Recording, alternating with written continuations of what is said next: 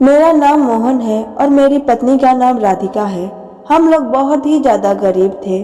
कुछ दिन ऐसे भी आते थे जब हमारे पास खाने के पैसे नहीं होते थे। मेरी पत्नी एक होटल में साफ सफाई का काम किया करती थी और मैं एक हॉस्पिटल में वार्ड बॉय था। हमें घर किराया भी देना होता था। हमारी शादी को 3 साल हो चुके थे, लेकिन हमारे हालात अच्छे नहीं चल रहे थे। कभी कभी मेरी पत्नी अपने होटल से कुछ बचा खाना ले आती थी जो हम खा लेते थे। मैं उसको कहता कि वह खाना मेरे लिए ना लाया करे जो लोग अपनी प्लेट में छोड़ देते हैं। मुझे बुरा लगता है। मैंने उसे मना कर दिया, लेकिन अगर वह खाना नहीं लाती तो हम खाते क्या? यह बात भी अपनी जगह सच थी। बहुत बुरा लगता था। जिंदगी इतनी बुरी हो गई कि लोगों का बचा खुचा खाना खाना पड़ता है। हमारे घर का किराया था, साथ ही बिजली का बिल और घर के सौदे भी लेने पड़ते थे जो हम दोनों के तनख्वाह से पूरे नहीं होते थे। मैं बहुत ज़्यादा परेशान रहता था, लेकिन मैं एक अच्छा इंसान था। मैंने आज तक किसी के साथ कुछ बुरा नहीं किया था। मैं गलत तरीकों से पैसे नहीं कमाना चाहता था। नहीं तो आजकल अस्पताल वगैरह में बहुत रिश्वत चलती है। आप अस्पताल की सप्लाई का सामान बेच सकते हैं। मेरे साथ के कुछ लोग यह सब कुछ करते थे, लेकिन मैं ऐसा नहीं था, बल्कि मैं उन लोगों को भी पकड़वा दिया था जो यह काम करते थे। इसलिए मेरा कोई दोस्त भी नहीं था जो मुश्किल में मेरे काम आ सके। मुझे मेरी पत्नी का ही सहारा था जो जैसे तैसे मेरे साथ थी। हम दोनों ही ज्यादा पढ़े लिखे नहीं थे। मैंने सिर्फ हाई स्कूल किया हुआ था और मेरी पत्नी तो बिल्कुल भी पढ़ी लिखी नहीं थी। फिर कुछ बहुत ही अजीब हुआ जिसके बारे में मैंने कभी सोचा भी नहीं था। एक दिन मैंने अपनी पत्नी के पास बहुत सारे पैसे देखे और आज पहली तारीख भी नहीं थी कि उसे उसकी तनख्वाह मिली हो। फिर उसके पास इतने सारे पैसे कहाँ से आ गए? मैं हैरान रह गया और वह पैसे मुझसे छुपा रही थी, लेकिन मैं देख चुका था। मैंने कहा, यह तुम्हारे पास इतने सारे पैसे कहाँ से? तो उसने कहा कि नहीं तो आपको गलतफहमी हुई होगी, ऐसा कुछ नहीं है। मैंने कहा कि मैं अपनी आंखों से पैसे देखे हैं, झूठ बोलने की जरूरत नहीं है, बताओ मुझे क्या बात है। फिर उसने मुझसे कहा कि दरअसल वह होटल में एक औरत का पर्स रह गया था और उसमें से मैंने पैसे निकाल लिए। मैंने कहा कि पहले तो तुम लोगों के बचे कुछ से खाना घर पर लाया करती थी, अब तुमने चोरी करना भी शुरू कर दिया। उसने कहा, इसमें चोरी कैसी? वह अपना पर्स भूल गई थी और मुझे मिल गया तो मेरा हो गया। मैंने कहा कि ऐसा बिल्कुल भी नहीं हो सकता है। वह कल को अपना पर्स लेने के लिए वापस आ गई, फिर तुम क्या करोगी? तुम सारे पैसे वापस करो। मैंने कहा कि मुझे कोई भी मसला नहीं चाहिए, यह पैसे तुम वापस कर दो। उसका कहना था कि होटल के मैनेजर को दे दी तो वह अपनी जेब में डाल लेगा, इसके पैसे उसको नहीं वापस करेगा। मैंने कहा कि चाहे वह पैसे उसको वापस करे या ना करे, लेकिन तुम वह अपनी तरफ से कोई गलत काम तो नहीं कर रही होगी, तुम यह पैसे वापस कर देना। मेरी पत्नी ने कहा ठीक है, और अगले दिन पैसे वापस कर दिए। और दूसरे दिन हमारे पास इतने पैसे भी नहीं थे कि हम कुछ खा लेते। अगले दिन मेरी पत्नी ने मुझे काफी बातें सुनाई। उसने कहा कि कल तुमने पैसे वापस ना करवाए होते तो हमारे पास आज इतने पैसे होते कि हम खा लेते। मैंने उससे कहा कि देखो, मैं हमेशा सही काम करता हूँ, मुझे गलत काम करना पसंद नहीं है, और तुम भी एक अच्छी इंसान थी, इसलिए मैंने तुमसे शादी की थी। मेरी पत्नी कहने लगी कि खाली अच्छाई से पेट नहीं भरता, आजकल चीजें महंगी हो गई है, हम लोग कैसे सब कुछ करेंगे। मैंने उससे कहा कि हम लोग थोड़ी चीज में गुजारा कर लेंगे, लेकिन चोरी नहीं करेंगे, और किसी चीज की उसकी मर्जी से उठाई जाए, उसके सामने उठाई जाए या उसकी गैर मौजूदगी में उठाई जाए, वो चोरी ही होती है। इस तरह कुछ नहीं करेंगे।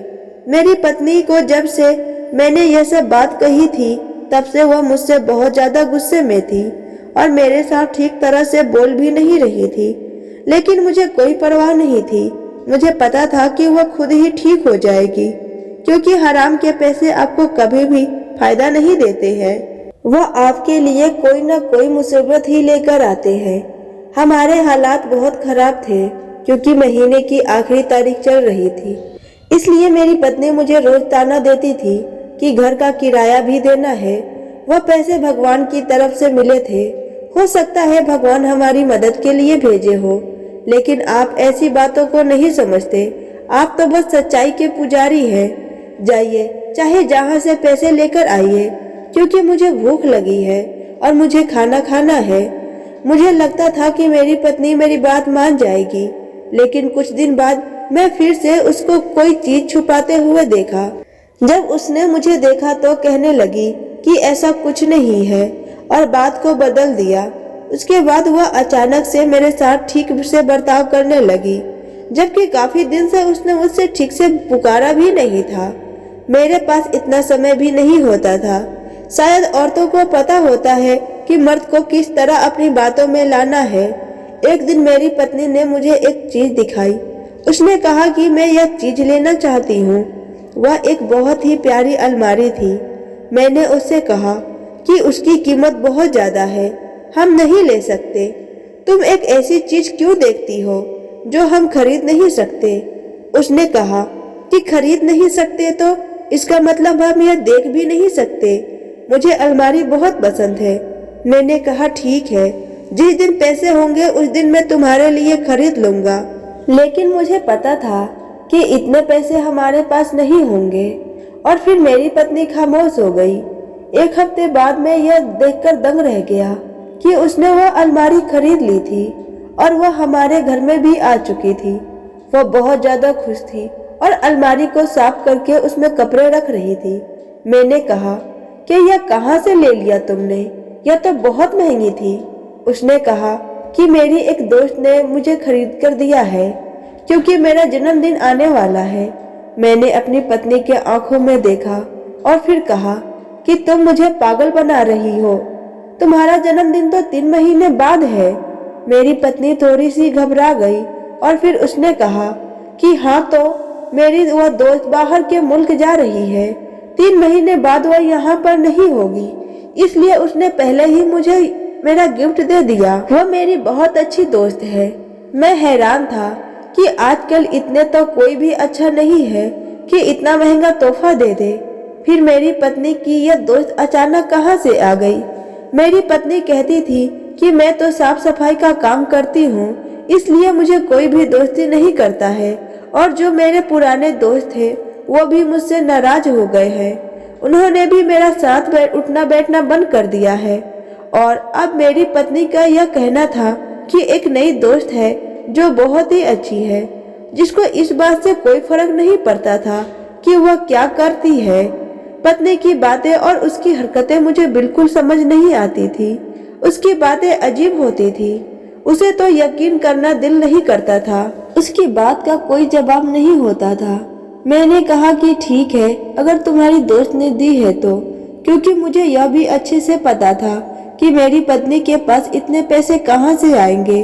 और अगर उसके पास पैसे आएंगे तो यही सोचेगी कि घर का कोई काम का सामान ले ले। हो सकता है कि उसके दोस्त ने वह उपहार दिया हो। मैं भी शायद जरूरी से ज्यादा ही सोच रहा था। मेरे पास बिल्कुल भी पैसे नहीं थे, फिर भी मेरी पत्नी ने मेरा साथ दिया था। हर तरह से वो मेरी सहायता करने की कोशिश करती थी। मुझे उसके बारे में इस तरह नहीं सोचना चाहिए था। इसलिए 1 महीना हो गया और मैं इस बात को भी भुला दिया। सब कुछ ठीक जा रहा था, लेकिन एक दिन मेरी पत्नी बेहोश हो गई। मैं उसे उठाकर डॉक्टर के पास ले गया। डॉक्टर ने कहा कि आपकी पत्नी को मिट्टी से एलर्जी हो गई है। आप इसे कहें कि मिट्टी वाले कोई भी काम ना करें। मैं हैरान रह गया कि मेरी पत्नी को अचानक यह सब कुछ कैसे हो गया। डॉक्टर ने कहा कि अगर यह मिट्टी के काम करेंगी तो इसी तरह बार बार बेहोश हो जाएंगी और उनकी तबीयत खराब हो जाएगी। शायद यह बीमारी मेरी पत्नी को मिट्टी में काम करने से लगी थी, क्योंकि वह साफ सफाई का काम किया करती थी। जब मैं उसको बताया तो यह सोचकर ज्यादा हैरान थी कि मैं काम नहीं करूंगी तो पैसे कहाँ से आएंगे। मैंने उससे कहा कि पैसे जरूरी नहीं है, तुम्हारी सेहत ज्यादा जरूरी है। आज से तुम काम पर नहीं जाओगी, हम थोड़े पैसों में गुजारा कर लेंगे। मेरी पत्नी मुझसे झगड़ा करने लगी और उसने कहा कि थोड़े से पैसों में तो हमारा गुजारा नहीं होगा। तुम्हें पता है कि हमारे कितने ज्यादा खर्चा है और मैं बच्चा पैदा करना भी चाहती हूँ, लेकिन इसी वजह से नहीं करती क्योंकि हमारे पास पैसे नहीं है। अब अगर मैं भी काम छोड़ दिया तो हमारे हालात और बुरे हो जाएंगे। मैंने अपनी पत्नी को कहा कि मैं अभी जिंदा हूँ, मैं नहीं गया हूँ, बहुत कुछ कर लूँगा, तुम्हें परेशान होने की जरूरत नहीं है। मैं तुम्हारे लिए कोई ऐसा काम ढूंढ लूँगा जिससे तुम्हें मिट्टी और गंदे काम ना करना पड़े, तब तक तुम घर पर ही आराम करो। मैं अपनी पत्नी के लिए कोई भी काम ढूंढने वाला नहीं था, उसने बहुत काम कर लिया था या मैंने उसे चुप करने के लिए कहा था और वो भी खामोश हो गई थी। 2 दिन के लिए वो काम पर नहीं गई और अब उसकी तबीयत ठीक हो गई थी। उसने मुझसे कहा कि मेरी तबीयत बिल्कुल ठीक हो गई है। मैंने कहा कि अच्छी बात है और आराम करो ताकि तुम्हारी तबीयत और ठीक हो जाए। लेकिन अचानक से वो कहने लगी, मुझे काम पर जाना है। मैंने कहा कि काम पर जाने की जरूरत नहीं है, घर में आराम करो। वह फिर से मेरी बात पर चुप हो गई, लेकिन ऐसा लग रहा था कि बहुत ज्यादा गुस्से में है। और फिर ऐसा हुआ कि मैं हैरान हो गया क्योंकि जब मैं घर पर आया तो मेरी पत्नी घर पर नहीं थी। मैंने कहा कि कहाँ जा सकती है, उसका फोन भी बंद था और पता नहीं वह कहाँ चली गई थी। मैं उसके लिए काफी परेशान हो रहा था, लेकिन वह उस टाइम पर वापस आई जिस टाइम को वह काम से वापस आया करती थी। मैंने उसे देखा, उसके पास एक बैग भी था जो वह काम पर जाते हुए साथ ले जाती थी। मुझे पता चल गया कि वह काम पर गई थी। मैंने कहा कि क्या जरूरत थी काम पर जाने की, तो उसने कहा कि मेरी तबीयत बिल्कुल ठीक है और मैं घर में बोर हो रही थी इसलिए चली गई। मैंने कहा कि तुम किस तरह की इंसान हो, तुम बोर हो रही थी तो काम करने चली गई, तुम्हें क्या वहाँ काम करना अच्छा लगता है? उसने कहा कि मुझे वहाँ काम करना अच्छा लगता है या नहीं, लेकिन मुझे पैसा कमाना अच्छा लगता है। मैंने कहा कि इतने पैसे तो मिलते नहीं, थोड़े से तो पैसे मिलते हैं, फिर भी तुम पागल हो रही हो। खैर मैंने उसे मना किया, लेकिन उसने अगले दिन भी यही किया। उसकी तबीयत खराब थी, उसे मिट्टी से एलर्जी थी, पर वह यही काम करने के लिए बार बार जा रही थी। मुझे ऐसा लगने लगा कि कोई गड़बड़ जरूर है। मेरी पत्नी काम करने के लिए इतनी ज्यादा बेचैन क्यों हो रही है? एक दिन मैंने सोचा कि मैं उसके रेस्टोरेंट में जाता हूँ और उन लोगों को ही कहता हूँ कि इसको नौकरी से निकाल दे, क्योंकि यह तो घर पर बैठने वाली नहीं थी। मुझे यह आइडिया बहुत अच्छा लगा। मैं वहाँ पर चला गया और मैं जाकर उनसे कहा कि मेरी पत्नी को नौकरी से निकाल दे। तो उसने कहा कि कौन सी पत्नी, आपकी पत्नी का नाम बताए। मैंने नाम बताया तो वह लोग सोच में पड़ गए। मैं हैरान हुआ कि यह लोग मेरी पत्नी के बारे में नहीं जानते। उसने कहा कि आपकी पत्नी तो यहाँ 1 साल पहले काम किया करती थी, अब वह यहाँ पर काम नहीं करती। उसे हमने निकाल दिया और निकाल भी इसलिए दिया था क्योंकि वह काम ठीक से नहीं कर रही थी। यह सुनकर मैं हैरान रह गया। मेरी पत्नी ठीक से काम नहीं करती थी, उसे वहाँ से निकाल दिया गया और वह 1 साल पुरानी बात है, लेकिन उसने मुझे बताया तक नहीं। उन्होंने कहा कि वह यहाँ पर काम नहीं करती थी, उसको कोई गलतफहमी हुई है। मैं बहुत परेशान हो गया, कुछ समझ में नहीं आ रहा था कि मैं क्या करूं। फिर मेरी पत्नी कहाँ जाती थी, क्या काम करती थी, वह पैसे कहाँ से लाती थी? अगर वह किसी और होटल में काम करती थी तो मुझे बता भी सकती थी। उसने मुझसे छुपाने वाली क्या बात थी? और अगर उसने मुझसे छुपाया तो इसका मतलब यही था कि कोई ना कोई गड़बड़ जरूर है। अगर मैं अपनी पत्नी से पूछता तो मुझे सच भी कभी नहीं बताती और मुझे अपनी बातों में उलझा लेती और कोई ना कोई झूठ बोल देती। इसलिए मेरे पास एक ही तरीका था कि मैं अपनी पत्नी का पीछा करूं और देखूं कि वो कहां पर जाती है। इस तरह एक दिन मैंने उससे कहा कि मैं काम पर जा रहा हूं, जबकि मैं घर में ही छिप गया। मेरे जाते ही वो फौरन कहाँ जाने के लिए तैयार हो गई। उसने बैग में कुछ सामान भी रखा था, लेकिन मैं देख नहीं पाया था कि वह क्या है। उसके बाद वह घर से बाहर निकल गई और मैं भी उसका पीछा करने लगा, मगर इस जगह पर जा रही थी जहाँ पर होटल बना हुआ था। लेकिन वह लोग तो कह रहे थे कि मेरी पत्नी यहाँ पर काम नहीं करती है। फिर थोड़ी देर बाद मैंने देखा कि वह दुकान में चली गई। उसने वहां से कोई चीज ली और उसके बाद वह सड़क के कोने पर खड़ी हो गई। थोड़ी थोड़ी देर के बाद एक आदमी आकर उसके पास खड़ा हो जाता। वह आदमी कुछ देर वहां पर खड़ा रहता कि मेरी पत्नी को इशारा करता। मेरी पत्नी उसको एक चीज दे देती, लेकिन जो इतनी छोटी थी कि दूर से नहीं दिख रही थी, और वह आदमी मेरी पत्नी को ढेर सारे पैसे दे देता। मैं दंग रह गया कि मेरी पत्नी क्या कर रही है। इतना तो मैं समझ गया था कि वह कोई चीज बेच रही है, लेकिन ऐसी कौन सी चीज थी जो लोग भी उसे छुप छुप कर ले रहे थे और वह भी मुंह छुपाकर बेच रही थी। मुझे समझ में नहीं आ रहा था। मैं ऐसा किया कि एक रुमाल से अपना चेहरा छुपाया और अपना काला चश्मा भी पहन लिया। उसके बाद मैं भी उसके पास जाकर खड़ा हो गया, लेकिन उसने मेरी तरफ नहीं देखा। मैं उसे थोड़े पीछे खड़ा था। मैंने इतना कहा कि मुझे भी चाहिए। उसने मेरे हाथ में वो चीज रख दिया और मुझसे कहा कि 1000 रुपए दे दो। मैं 1000 रुपए दे दिया, लेकिन पैसे उसके हाथ में देने के बाद मैंने उसका हाथ पकड़ लिया।